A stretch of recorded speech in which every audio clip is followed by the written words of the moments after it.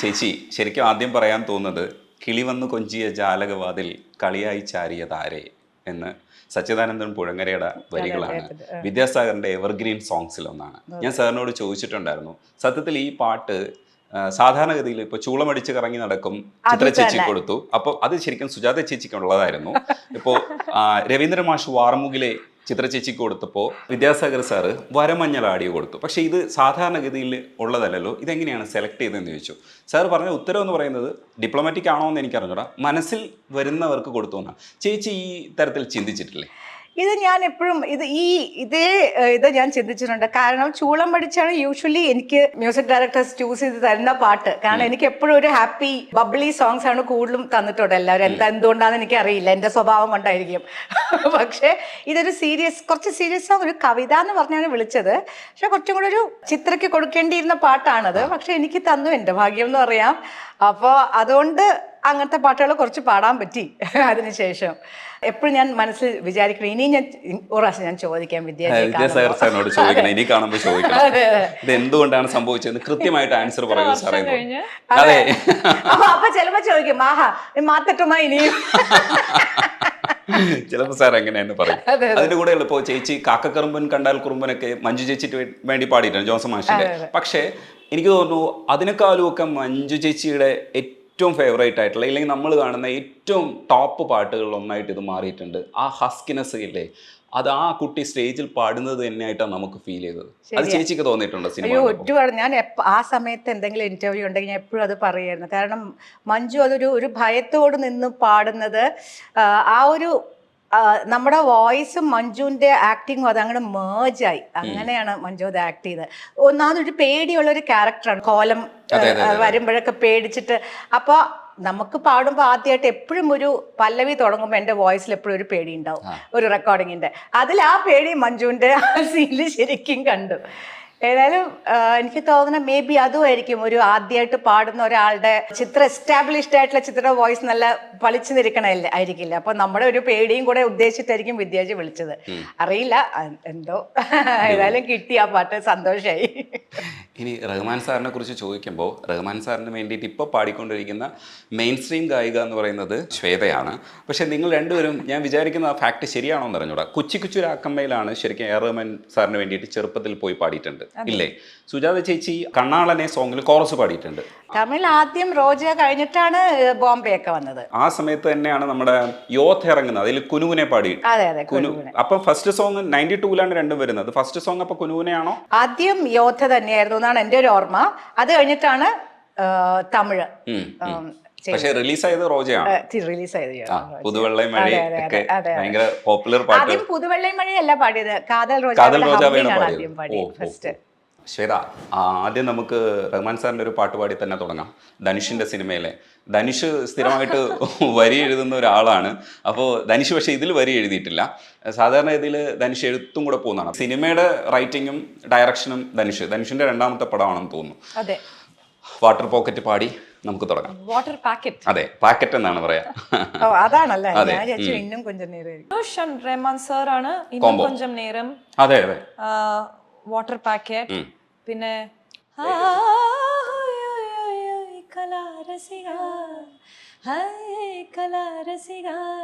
ആ പാട്ട്. അങ്ങനെ ധനുഷിന്റെ കൂടെ ഉള്ളൊരു കോമ്പിനേഷൻ സൂപ്പർ ഹിറ്റ് ആണ്.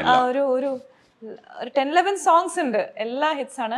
ധനുഷിന്റെ ഫസ്റ്റ് മൂവി പവർ പാണ്ടി, അതിനകത്തും 2 സോങ്സ് പാടിയിട്ടുണ്ട്, അതും നല്ല സോങ്സ്. അത് ധനുഷ് ഡയറക്ട് ചെയ്ത പവർ പാണ്ടി, ധനുഷ് ഡയറക്ട് ചെയ്ത ഫസ്റ്റ് പടം. ഡയറക്ട് ചെയ്ത ഫസ്റ്റ് സോങ്. ഇത് വാട്ടർ പാക്കറ്റ് പാടി. ഇത് റായൻ. ഓണമായിട്ട് water packet. അതെ അതെ അതെ, കേരളയിലെ. നീ இருக்கிறியே ஓல கொட்டாயா, சும்மா நடக்கிறியே தவள கொட்டாயா. நீ இருக்கிறியே ஓல கொட்டாயா, சும்மா நடக்கிறியே தவள கொட்டாயா. மஜவா இருக்கிறியே பஞ்சம் மிட்டாயா, அம்மா பஞ்சம் மிட்டாயா, ஐயோ பஞ்சம் மிட்டாயா. சோஜாவா நடக்கிறியே ஓ மடியில சாஞ்சு, ஹே வாட்டமா இருக்கிறியே வாட்டர் பாக்கெட் மூஞ்சு. காஞ்ச மிளக போல இருக்கிறேன்னு காஞ்சு, என் மனசு உசுப்புரிய நீ மீன போல ஆஞ்சி நீ மீன போல ஆஞ்சி நீ மீன போல ஆஞ்சி நீ மீன போல ஆஞ்சி நீ மீന போல ആഞ്ചി. ഇതൊരു 62 മില്യൺ കഴിഞ്ഞു യൂട്യൂബിൽ വ്യൂവർഷിപ്പ്. Oh God, really? വേറെ ലെവൽ, അത്രയും ഹിറ്റ് ആയിക്കൊണ്ടിരിക്കുകയാണ്. ഇതിന്റെ രസം എന്താണെന്ന് വെച്ചാൽ ഇതിന്റെ മലയാളം ബിന്നി മാഡത്തിന്റെ മകള് ശിവാംഗിയാണ് പാടിയിരിക്കുന്നത്. അത് ഭയങ്കര ഒരു കണക്ഷനാണ്. ഞാൻ കേട്ടിട്ടില്ല, കേൾക്കണം എനിക്ക്. മലയാളം വേർഷൻ വന്നാ? ആ, മലയാള വേർഷൻ പാടിയിരിക്കുന്നത് ശിവാംഗിയാണ്. അത് ഭയങ്കര രസമുള്ള ഒരു പരിപാടിയല്ലേ, കാരണം ശ്വേത, ശിവാംഗി, ബിന്നി, കൃഷ്ണകുമാർ, ഒരു ഗുരുവിന്റെ ഒരു കണക്ഷൻ ഉണ്ടല്ലോ അതിനകത്ത്. തീർച്ചയായിട്ടും അത് ഭയങ്കര ഒരു സ്പെഷ്യൽ ഒരു കണക്ഷൻ ആണ്. കാരണം ബിന്നി ചേച്ചീൻ്റെ അവിടെ ഞാൻ ചേരുമ്പോൾ ശിവാംഗി എന്ന് പറയുന്നത് 1 വയസ്സേ ഉള്ളൂ അവൾക്ക്. അവള് പാട്ട് പാടണം എന്ന് പറയണതും, പിന്നെ ഞാൻ സൂപ്പർ സിംഗറിൽ ജഡ്ജായിരിക്കുമ്പോൾ അവള് കണ്ടസ്റ്റന്റ് ആയിട്ട് വരുന്നതും, അതിനു മുമ്പേ കണ്ടസ്റ്റന്റ് ആയിട്ട് വരൂ എന്ന് പറയുമ്പോൾ അയ്യോ ഞാനോ കണ്ടസ്റ്റന്റോ, ക്യാമറ ആക്ഷൻ എന്ന് പറഞ്ഞാൽ എനിക്ക് കാറ്റ് മാത്രമേ വരുള്ളൂ എന്നൊക്കെ പറഞ്ഞ കുട്ടിയാണ്. ഇപ്പൊ അത്രയും സ്മാർട്ടായിട്ട് ക്യാമറമാണ് അവളുടെ ജീവിതം. സോ കേൾക്കണോ, എനിക്ക് അവളുടെ വേർഷൻ കേൾക്കണം. ആ, അത് ഇന്ന് പാടിയിട്ടുണ്ടായിരുന്നു, ഞാൻ പാടിപ്പിച്ചിട്ടുണ്ടായിരുന്നു. അത് ഭയങ്കര സന്തോഷമുള്ള ഒരു കാര്യം. അതേ ദിവസം തന്നെ ശ്വേതയെ കാണാൻ പറ്റുന്നത്, കാരണം നിങ്ങൾ തമ്മിലുള്ള ഒരു കണക്ഷൻ. എന്നാൽ എ.ആർ. റഹ്മാൻ കണക്ഷൻ ഉണ്ട്.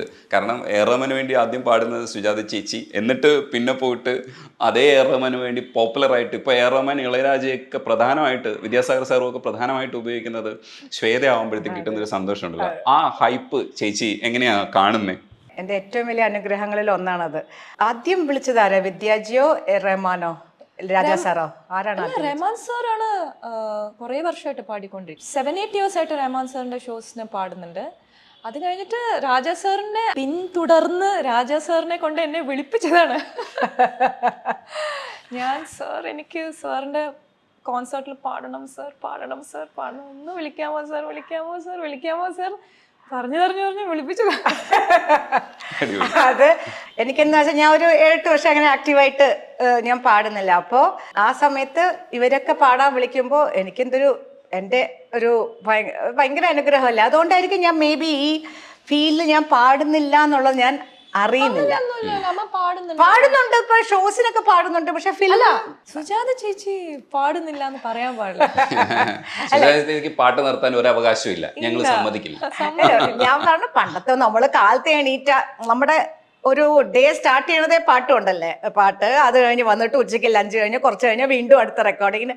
ആ ഒരു ഇത് ഇപ്പൊ ബ്രേക്ക് അല്ലേ, ഡെഫിനറ്റ്ലി ഡിഫറെന്റ് ആണ് ഇപ്പൊ ലൈഫ്. അപ്പോൾ ഇപ്പം നമ്മൾ ഷൂട്ടിന് പോകുമ്പോൾ അവിടെ പാട്ട് തന്നെയാണ്, റെക്കോർഡിങ്സ് പാടുന്നുണ്ട്. പക്ഷെ സ്റ്റേജ് ഷോസ് എന്ന് പറഞ്ഞാൽ അധികം പണ്ടത്തെ പോലെ ചറപറാന്ന് ഓടി നടന്ന് പാടുന്നില്ല. അപ്പോൾ ആ ഒരു കുറവ് മേ ബി ശ്വേത ഇങ്ങനെ പോകുന്നത് കൊണ്ട് അത് ഞാൻ അറിയുന്നില്ല എന്ന് തോന്നുന്നു. അതുകൊണ്ടായിരിക്കും എനിക്ക് വേറെ മനസ്സിനൊരു ദുഃഖമൊന്നും വരാത്തത്. ഷീസ് ടേക്കിംഗ് അപ്പ് ആ ഒരു road journey. The most learning ഈ 3 കമ്പോസേഴ്സിൻ്റെ അടുത്ത് ഷോസിൽ പാടുമ്പോൾ ലേണിംഗ് ഇസ്, ആ എക്സ്പീരിയൻസ് എന്ന് പറയുന്നത് ഏറ്റവും ലേണിംഗ് ഉള്ള എക്സ്പീരിയൻസ് ഭയങ്കര തന്നെയാണ്. സ്റ്റേജ് എന്ന് പറയുമ്പോൾ പറയാ ശ്വേത പറയാം, ഓരോ ഈ 3 പേരും ഡിഫറെന്റ് ആണ് ഓൺ സ്റ്റേജ്. ആൻഡ് അവര് കോംപ്രമൈസ് ചെയ്യാത്ത 3 ലെജൻസ് ആണ്. ആ സിംഗിങ്, ഞാൻ സിംഗറായിട്ട് പറയാണ്. അഫ്കോഴ്സ് മ്യൂസിക്കിൽ അവർ ഓരോ മ്യൂസിഷ്യൻസും നിങ്ങൾ യൂട്യൂബിൽ കണ്ടു കാണും, ഓരോ മ്യൂസിഷ്യൻസിൻ്റെ അടുത്തുനിന്ന് എത്രത്തോളം പെർഫെക്ഷൻ എക്സ്പെക്റ്റ് ചെയ്യണമെന്ന്. അപ്പോൾ ഒരു സിംഗറായിട്ട് 3 പേരും ശ്രുതി ആയാലും ശരി, വാക്കുകളായാലും ശരി, അതിൻ്റെ ഡെലിവറി ആയാലും ശരി, ബ്രെത്ത് എടുക്കുന്ന സ്ഥലമായാലും ശരി, അവർ 3 പേരും very particular that it should be the best. And നമ്മുടെ അടുത്തുനിന്ന് ബെസ്റ്റ് ഷോയിലും കിട്ടാൻ വേണ്ടി അവർ നമ്മുടെ അടുത്ത് തരുന്ന ടിപ്സ്, അങ്ങനത്തെ കാര്യങ്ങളൊക്കെ, എസ്പെഷ്യലി രാജാ സാറൊക്കെ. ഞാൻ രാജാ സാറിന്റെ സ്റ്റേജിൽ പാടിയിട്ടേ ഇല്ല. പണ്ടൊരു പ്രോഗ്രാമിന് ഇവിടെ ചെന്നൈയിൽ ഞങ്ങൾ എല്ലാവരും, ചിത്ര, സ്വർണലത, ഞാൻ, അന്ന് രേവതി നടത്തിയ ഒരു ഷോ ആണെന്ന് തോന്നുന്നു. അന്ന് രാജാ സാർ എന്നെ കമ്പോസ് ചെയ്ത് ഞങ്ങളെല്ലാവരും ഒരു മെഴുകുതിരിയൊക്കെ വെച്ച് പാടിയൊരു പാട്ടുണ്ട്. ആ ഒരു സ്റ്റേജ് അല്ലാതെ ഞാൻ രാജാ സാറിൻ്റെ സ്റ്റേജ് ഷോ പാടിയിട്ടേ ഇല്ല. വിദ്യാജിയുടെ പണ്ട് സിംഗപ്പൂരൊക്കെ പാടിയിട്ടുണ്ട്, പിന്നെ പാടിയിട്ടില്ല. റഹ്മാൻ്റെ പിന്നെ കുറച്ച് പാടിയിട്ടുണ്ട്, പക്ഷെ ആ റഹ്മാൻ അല്ല ഇപ്പോഴത്തെ റഹ്മാൻ ഓൺ സ്റ്റേജ് എന്ന് പറയുന്നത്. വേറെ ലെവലാണല്ലേ. പിന്നെ അന്നൊന്നും നമ്മൾ ഡ്രസ്സ് അതൊന്നും നോക്കില്ലല്ലോ, നമ്മളൊരു ഡ്രസ്സ് ഇട്ടിട്ട് ഇപ്പോഴല്ലേ ഓരോ അറ്റയർ, ആ സ്റ്റേജിൽ ആ കളർ കറക്റ്റ് ആയിരിക്കണം, ഓരോ എല്ലാത്തിനും ഇമ്പോർട്ടൻസ് കൊടുക്കുന്ന. റഹ്മാൻ സാർ ഇപ്പോഴാണ് കുറച്ചും കൂടി free, like very audience friendly. I think he was very. Rahman സാറിന്റെ പാട്ട് ഇപ്പോൾ കുനുകുനു തുടങ്ങാൻ പറ്റി. അതേപോലെ വിദ്യാസാഗർ സാർ വന്നിട്ട് മലയാളത്തിൽ ചെയ്യുന്ന അഴകി രാവണനിലെ പ്രണയമണി, അതൊരു ബ്രേക്കിംഗ് സോങ് ആയിരുന്നു. അങ്ങനെ ഒരു മഴ, അപ്പോൾ മഴയെക്കുറിച്ച് പറയുന്ന സമയത്ത് ഈ സാറ് തന്നെ പറയിപ്പിച്ച് എഴുതിച്ചതാണ് കൈതപ്രം സാറിനോട്. മഴ മഴ മഴ, അപ്പോൾ ആദ്യാനുരാഗ രാമഴ എന്ന് പറയുന്ന ഒരു പ്രയോഗവും കൊണ്ടുവന്നു, രാത്രിയുടെ മഴയെ കൊണ്ടുവന്നു. അങ്ങനെ ചില പ്രയോഗങ്ങളൊക്കെ കൈതപ്രത്തിനെ കൊണ്ട് വരുത്തിച്ചത് വിദ്യാസാഗർ സാറാണെന്ന് പറയില്ലേ. അതേപോലെ ആ പ്രണയമണി തൂവൽ പൊഴിയും പവിഴമഴ ശരിക്കും അറിയാവോ പാട്ട് എന്ന് പാടാൻ? പിന്നെ അല്ല, പാടി സ്റ്റേജിൽ പാടുന്നുണ്ടല്ലേ? പിന്നെ എല്ലാ ഷോയിലും പാടുന്ന പാട്ടല്ലേ. ഇൻഫാക്ട് ഞങ്ങളൊരു ഗെയിം കളിക്കും ഷോ. ഈ പാട്ട് പാടുന്നതിന് മുമ്പേ ഞാൻ ഗെയിം എന്താന്ന് വെച്ചാ ഞാൻ എത്ര മഴ പാടുന്നു അത് സ്റ്റൈല് നോക്കൂ. അതെ, എത്ര മഴകൾ വരുന്നു അത് പറഞ്ഞു കഴിഞ്ഞാൽ അടുത്ത ഷോയിൽ നോക്കി വെക്കും. അതെ, നമുക്കിപ്പോ നോക്കാം മഴ. അല്ല, അപ്പൊ മാറ്റിയാ മതി. അതിൽ എത്ര സംഗതികളുണ്ടെന്ന്, മഴയ്ക്ക് എത്ര രൂപത്തിൽ പാടിക്കുന്നു എന്ന് ചോദിച്ചാൽ ഭയങ്കര കോംപ്ലിക്കേറ്റഡ് ആണ്. പിന്നെ അവര് പാട്ട് ശ്രദ്ധിക്കേണ്ടത്.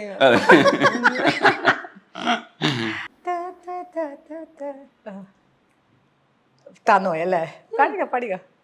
പ്രണയമണി തൂവൽ പൊഴിയും പവിഴമഴ, മഴവിൽ കുളിരഴകു വിരിഞ്ഞൊരു വർണ്ണമഴ, തോരാത്ത മോഹമീ മഴ, ഗന്ധർവഗാനമീ മഴ, തോരാത്ത മോഹമീ മഴ, ഗന്ധർവഗാനമീ മഴ, ആദ്യാനുരാഗ രാമഴ.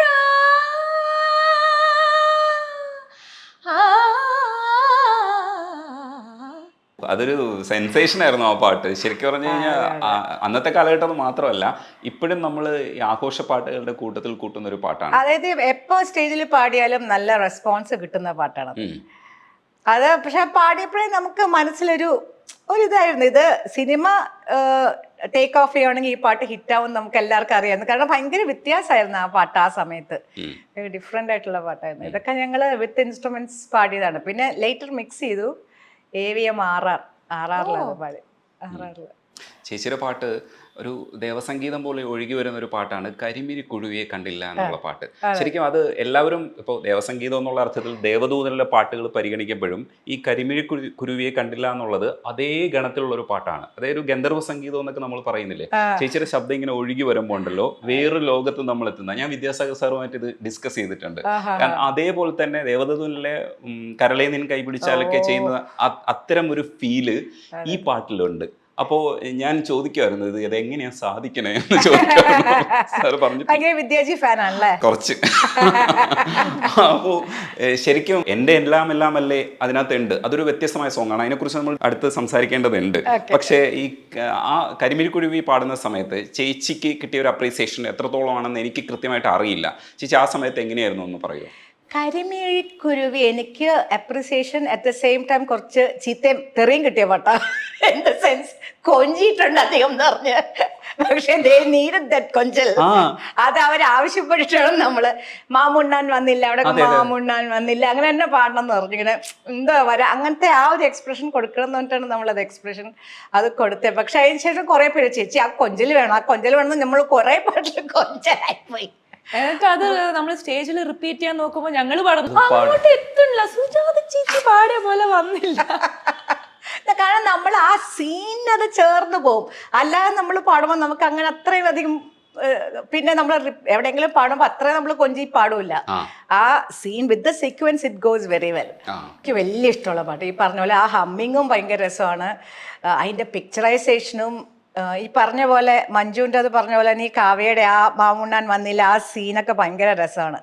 അത് ഈക്വലി വെൽ പിക്ചർ ചെയ്ത്. പിന്നെ ഓഫ് കോഴ്സ് അറിയാലോ ലാൽ ജോസ് എന്ന് പറഞ്ഞൊരു ആള് പാട്ട് കൈ കിട്ടിയ പുള്ളി അത് ശരിക്കും മിനുക്കി എടുക്കും. നീ പണ്ടേ എന്നോടൊന്നും മിണ്ടിയില്ല. അതെ അതെ. ഹമ്മിങ് അറിയാവോ ആ ഫസ്റ്റിലുള്ള?